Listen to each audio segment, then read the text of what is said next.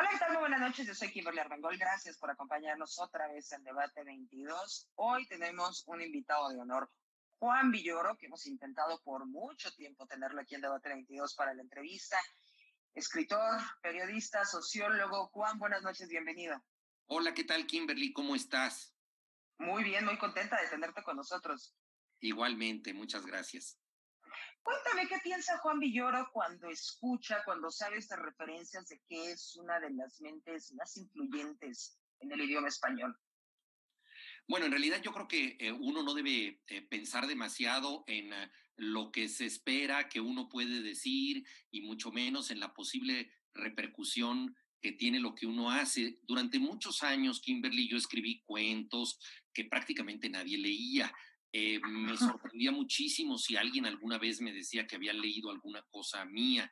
En México hay muchos premios literarios y sin embargo pasaron unos 20 años antes de que yo recibiera algún tipo de reconocimiento, de modo que todo este aprendizaje de hacer el trabajo sin otro objetivo que escribir lo que a ti te gusta, pues yo creo que a mí me adiestró para pensar que uno debe escribir más allá de las consecuencias. Luego, afortunadamente, ha habido contacto con lectores, ha habido consecuencias a lo que yo hago y uno tiene que, por supuesto, asumir eso. Había un crítico literario muy interesante a mediados del siglo XX en Austria, Karl Kraus, que decía, quien calla una palabra es su dueño, quien la pronuncia es su esclavo.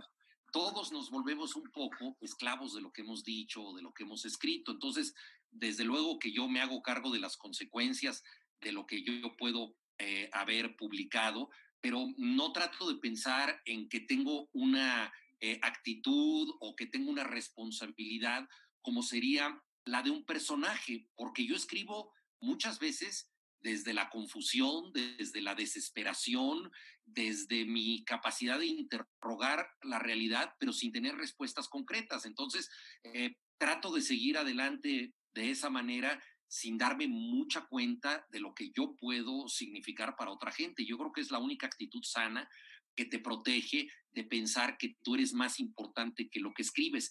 Yo creo que las novelas son más inteligentes que los escritores y lo que escriben es más significativo que su propia vida. Y prevalece. Justamente estamos viendo ahí tu librero. Cuéntanos qué hay en el librero de Juan Villoro. Cuéntame tres de tus autores favoritos y a dónde vas cuando necesitas respuestas. ¿Cuál es alguno de tus autores que te dé respuestas? Mira, hay autores que cambian con el tiempo porque de pronto te apasionas en uno de ellos. En mi adolescencia, y tal vez a ti te pasó lo mismo, me aficioné muchísimo a los grandes escritores rusos, ¿no? Dostoyevsky, Tolstoy, Chekhov, y no salía de ellos. Me hubiera encantado ser un escritor ruso de aquella época. Era una de las fantasías, por supuesto, irrealizables que yo tenía como lector. Eh, Otros autores me han acompañado para siempre. Pienso, por ejemplo, en Borges, que es un autor que al principio me pareció exageradamente intelectual. A mí me gustaba mucho Julio Cortázar, otro gran escritor argentino, que tenía un sentido muy lúdico, muy juguetón de la literatura, una gran sensualidad y que incorporaba a los lectores a una cofradía de amigos.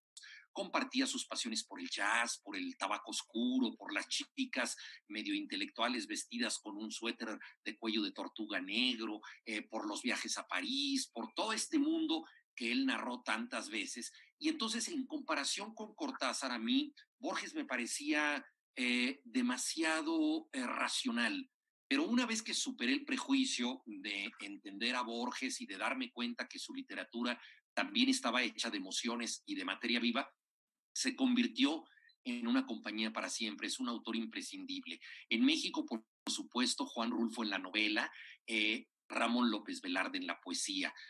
A mí me tocó todavía conocer un México provinciano, de pequeñas aldeas, de haciendas, un México que había salido de la Revolución Mexicana ya hace algunos años, pero mostraba todavía sus huellas, y ese México pueblerino que tantas veces reflejó López Velarde en sus poemas, de alguna manera quedó como parte de mi vida y me parece un poeta extraordinario, entonces siempre vuelvo a él.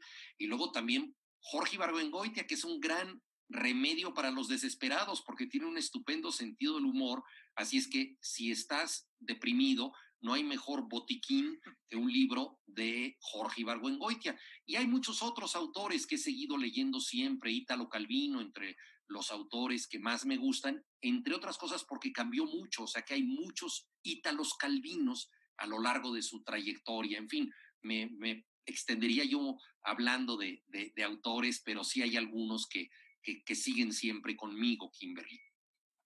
Juan Villoro ha explorado casi todos los géneros. Creo que poco la poesía, pero estás en ensayo, estás en crónica, dramaturgia, novela, cuentos para niños. ¿En cuál te sientes más cómodo y qué es lo que sientes que te falta?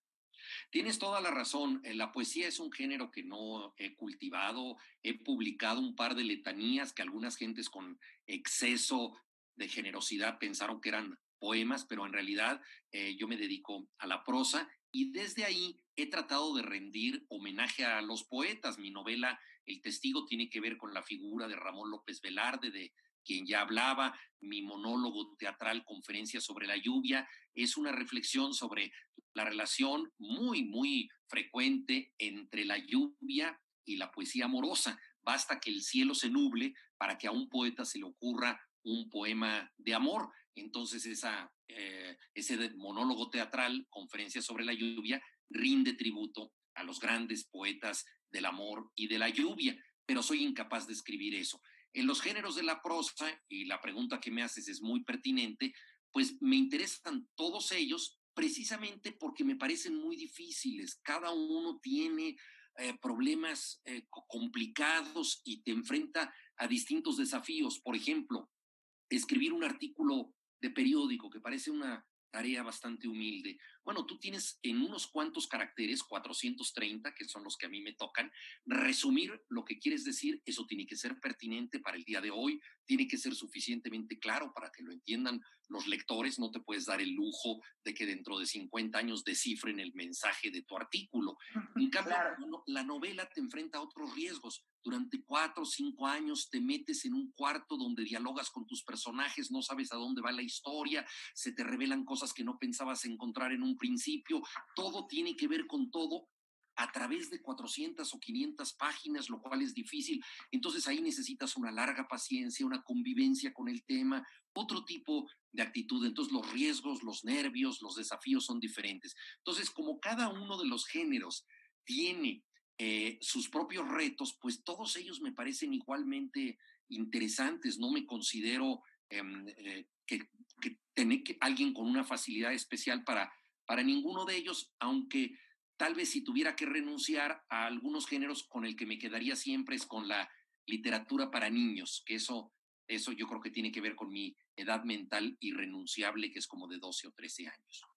Y has hablado reiteradamente de que la literatura infantil no está catalogada como debería de ser dentro de la literatura mundial.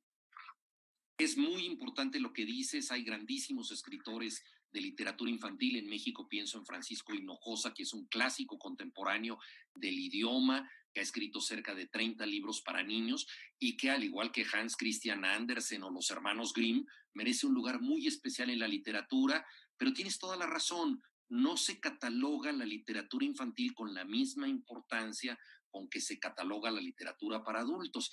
Ya el premio Nobel honró al periodismo con una figura como la de Alexandra Alexeyevich, Svetlana Alexeyevich, la escritora de Las voces de Chernobyl.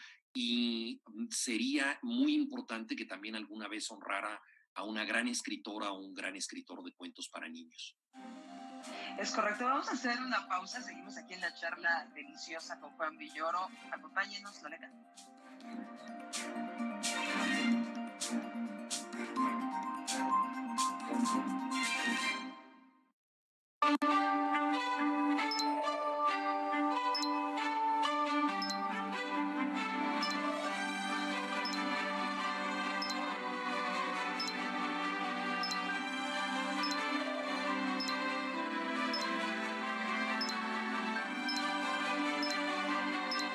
Con respeto y haciendo lo que nos toca, seguiremos unidos. En la democracia contamos todas, contamos todos.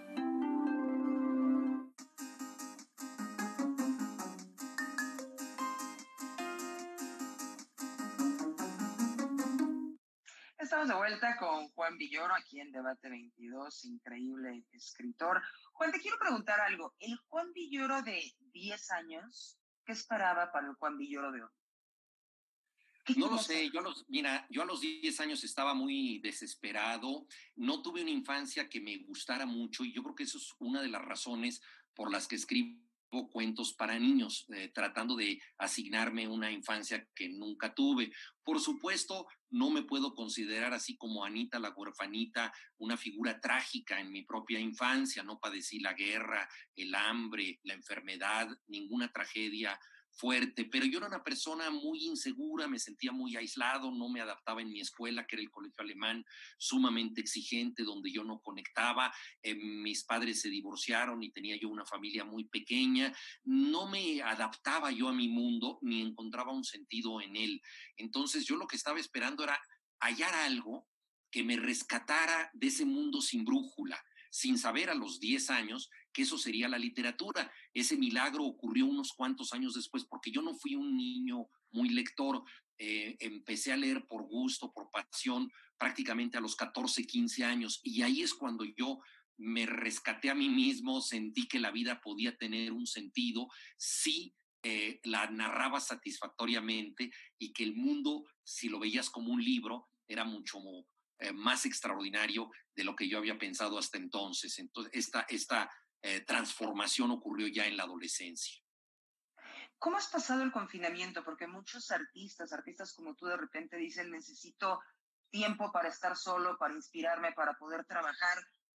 La pandemia le está dando ese tiempo a mucha gente. ¿Cómo lo ha pasado Juan Villoro? Siempre decimos eso y en ocasiones se trata solamente de una excusa para demostrar por qué no Claro, hemos escrito obras maestras, porque entonces decimos yo sería el mejor novelista del mundo si tuviera tiempo para encerrarme a escribir, pero como la vida me ha metido en muchas otras cosas, no he podido consumar esa obra formidable. Y ahora pues se nos acabaron los pretextos, estamos encerrados. Yo tenía muchos proyectos atrasados y realmente para mí pues ha sido una oportunidad de estar entre cuatro paredes y de aprovechar mucho el tiempo, pero naturalmente uno no deja de pensar en las muchas personas que lo están pasando mal, ¿no? Tanto los que se han enfermado como la gente que no tiene el privilegio de poder estar en casa, ¿no? México es un país muy desigual y la oportunidad de aislarnos es, por supuesto, un lujo que no todos pueden tener y naturalmente esto te afecta. claro, ha sido un privilegio de clase. Hemingway decía que hay que escribir borracho y que hay que editar los textos totalmente sobrio. Juan Villoro, ¿cómo escribe, cómo edita y cuando lo vuelves a leer con otros ojos, qué encuentras? Quiero pensar que Hemingway, que por supuesto era un gran bebedor, se refería a más que a la borrachera en sí, al éxtasis, ¿no? A dejarte llevar.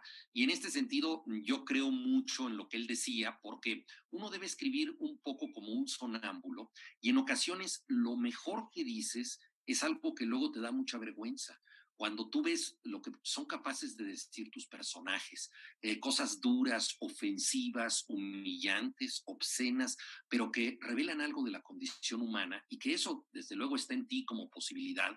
Cuando yo escribo teatro y esto de pronto lo dicen los actores, yo digo, Dios mío, que mis tías de San Luis Potosí nunca escuchen esto porque se van a escandalizar totalmente, pero más allá de lo que opinen ellas, señoras bastante prudentes, a mí mismo me sorprende y me avergüenza algo de lo que pueden decir los personajes y uno tiene que ser fiel a eso, se necesita cierto descaro para escribir. Entonces, esta primera fase de la escritura que Hemingway asociaba con la borrachera, yo más bien la asociaría con ese estado un tanto de sonámbulo en donde te olvidas de ti mismo, te das vacaciones del ciudadano que eres y te lanzas a decir cosas de manera insólita. Y luego, por supuesto, viene la corrección que tiene que ser racional y que tienes que tener pues un sentido del oficio, del género, de los lectores. Yo soy mi primer lector, pero presupongo a alguien que no me conoce y que va a leer eso sin tener ningún antecedente y eso debe tener un sentido para esa persona. Entonces yo creo mucho en la legibilidad, en la claridad y tengo presente a ese lector posible. Justamente estás hablando de ese lector que no tiene ninguna referencia, que no sabe, para una persona que no conoce a Juan Villoro, que no creo que haya muchas, honestamente, danos 3 libros con los que podemos ver las entrañas de Juan Villoro.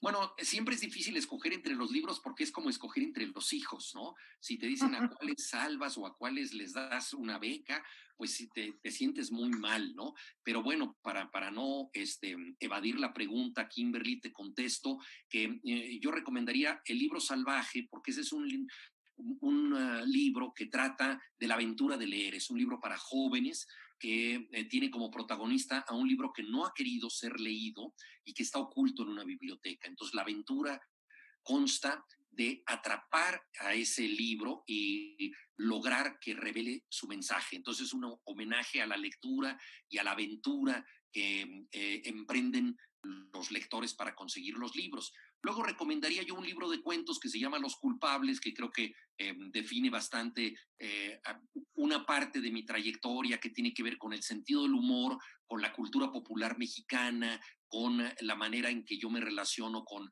la identidad, los símbolos nacionales, todo eso de manera bastante crítica y picaresca. Yo creo que es un libro ligero, pero en esa ligereza creo que puede revelar algunas cosas importantes de lo que somos. Y luego recomendaría la novela Recife, que se ubica en el Caribe mexicano.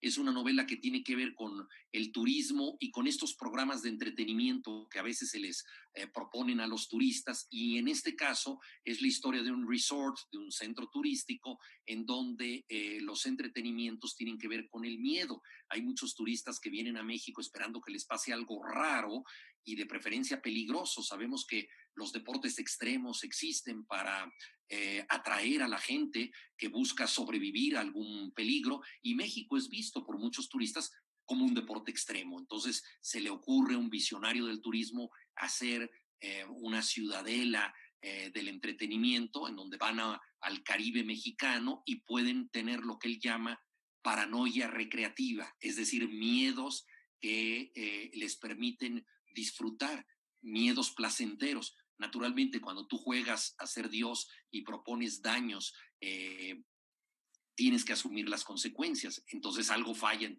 todo este proyecto y por eso existe la novela Arrecife. Entonces, bueno, esos serían los 3 libros en distintos géneros que yo recomendaría. Tú, obviamente, de una forma mucho más elaborada, has dicho que la imaginación nos puede salvar de la locura, de la depresión y de todas las cosas terribles que rodean la existencia misma. En este proceso de imaginación, ¿cómo Juan Villoro crea un personaje literario? Siempre es muy misterioso porque yo creo que un personaje surge de la mezcla de muchas cosas, algo que has soñado, algo que recordaste, una, dos o tres personas que conociste y que de pronto combinas en un personaje imaginario o alguien que alguna vez quisiste conocer. Entonces, de todas estas mezclas surge esa criatura extraordinaria que es un personaje. Pero lo más misterioso es que una vez que entra en acción y empieza a interactuar con los demás personajes, aparece en las páginas, cobra hasta cierto punto una entidad propia, tiene su voz y empieza a tener reacciones que de alguna manera se revelan a lo que tú habías pensado al principio. Con esto no quiero decir nada chamánico o de vudú, en donde un personaje ya es como una especie de fantasma que yo no puedo controlar, pero lo que sí quiero decir es que hay una vida más allá de lo que yo había concebido en ese personaje y que de pronto cuando yo quiero que haga algo en una escena, el personaje se resiste, ya no da para eso, necesita otras acciones. Entonces, eso es lo más fascinante, cuando el personaje impone su propia lógica, su voz, su personalidad. Y lo vas descubriendo conforme lo vas creando. Claro, efectivamente, tú vas aprendiendo de él y entonces vas sabiendo que hasta dónde llega. Por ejemplo, en mi novela El Testigo hay un personaje que es el cura Monteverde, un sacerdote muy culto, lector de López Velarde, que está convencido de que López Velarde, como poeta católico, no solamente había escrito cosas relacionadas con la fe, sino que sus poemas son pruebas de milagros. Él está convencido de que López Velarde era un santo.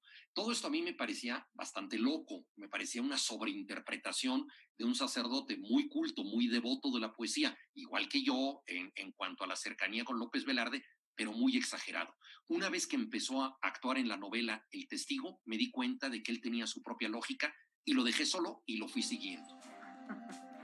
Vamos a hacer otra pausa. Quédense con nosotros. Estamos en Conversaciones con Juan Villoro.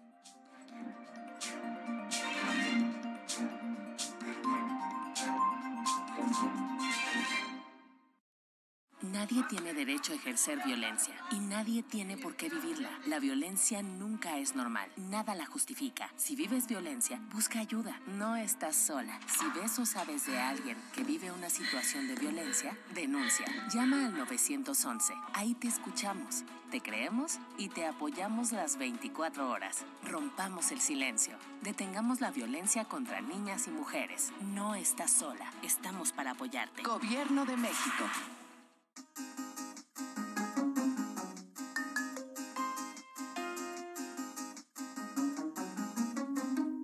Y ya estamos en la recta final de Debate 22, se nos está yendo como agua esta conversación con Juan Villoro. Como ya lo habías contado, Juan, tú empezaste con el género de cuentos infantiles y decías que era un género sumamente desafiante. ¿Qué te aportó y por qué era desafiante y por qué empezaste por ahí? Mira, es muy desafiante el género de los cuentos infantiles porque los niños son sumamente inteligentes.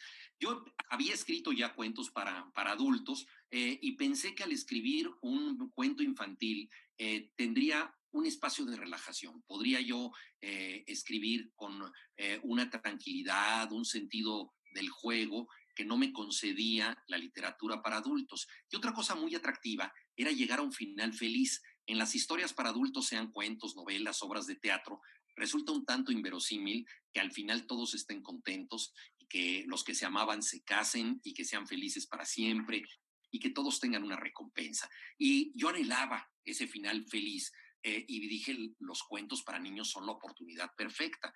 Pero lo primero que descubres al escribir historias en donde tú quieres llegar a un desenlace venturoso para todos es que los personajes deben merecer la felicidad. Y eso es algo muy difícil, pasa como en la vida. No todos hacemos lo suficiente para conquistar aquello que queremos. Entonces, lograr que los personajes fueran merecedores de la felicidad me costó mucho trabajo. Y por otra parte, la imaginación infantil es muy desaforada. Yo creo que admite todo tipo de estímulos. Claro. En ese sentido es más abierta que la imaginación adulta, más barroca, podemos decir, pero al mismo tiempo los niños son profundamente lógicos. Los niños aman las reglas en el juego. Yo creo que no hay nada más serio en el mundo que un niño jugando. Esa concentración que tiene ese niño es extraordinaria. Entonces, mezclar una imaginación desaforada con reglas severas es muy difícil. Por eso, uno de los grandes autores de libros para niños fue matemático, Lewis Carroll, que escribió Alicia en el País de las Maravillas. Entonces, bueno, fue un gran desafío y hasta la fecha, afortunadamente, sigo escribiendo cuentos para niños y tratando de estar a la altura de esa enorme dificultad. Juan, no creo que haya nadie que te entreviste y no te pregunte por tu pasión por el fútbol. Cuéntanos esto. Bueno, ahorita es bastante triste, Kimberly, como te ¿Sí? podrás imaginar, porque durante un tiempo estuvimos en ayuno de fútbol y ahora ha regresado este fútbol bastante decafeinado, en donde no hay público en las tribunas, lo cual es muy grave. La Bundesliga alemana trató de sustituir a los aficionados con figuras de cartón, pero naturalmente esto no funcionó para nada y casi como una especie de castigo, todos los equipos locales que pusieron aficionados de cartón empezaron a perder partidos. Entonces no es lo mismo tener gente que verdaderamente te apoya a tener una Claro. simulación de esa gente. Entonces ahorita estamos ante un sucedáneo del fútbol que solo tendrá ya una sensación de fútbol completo cuando vuelva el público. En Argentina surgió esta frase extraordinaria que define al público como el jugador número 12 y que demuestra que en efecto el jugador incide en el resultado. Entonces yo estoy esperando que la gente vuelva a los estadios. Que vuelva ese espíritu. Juan, ¿qué nos estás preparando en este momento? ¿En qué estás? Mira, acabo de terminar una novela, que es una novela que tiene que ver con temas de violencia en México. El protagonista es un documentalista. En ese sentido me identifico mucho con él porque él es alguien que trata de dar cuenta de nuestra realidad y de pronto, en forma inadvertida, capta algo que él no sabía que estaba en su documental. A veces nos pasa eso cuando nosotros documentamos la realidad, algo se cuela ahí y eso tiene consecuencias muy graves para él. Es un retrato del México que tenemos, el México de la violencia, la función de los medios, de la representación de la realidad, el papel que puede jugar la verdad en dilucidar todas estas cosas y tiene, por supuesto, pues una cierta trama de investigación casi policíaca y como toda novela, por supuesto que es una historia de amor. ¿Ya tiene título? Ya tiene título, pero no lo voy a decir porque siento que se cae el mundo, se disuelve todo, Canal 22 sale del aire si lo digo, entonces más vale no decirlo, soy muy supersticioso. Ok, ni hablar. En estos momentos, ¿tú qué estás leyendo, Juan?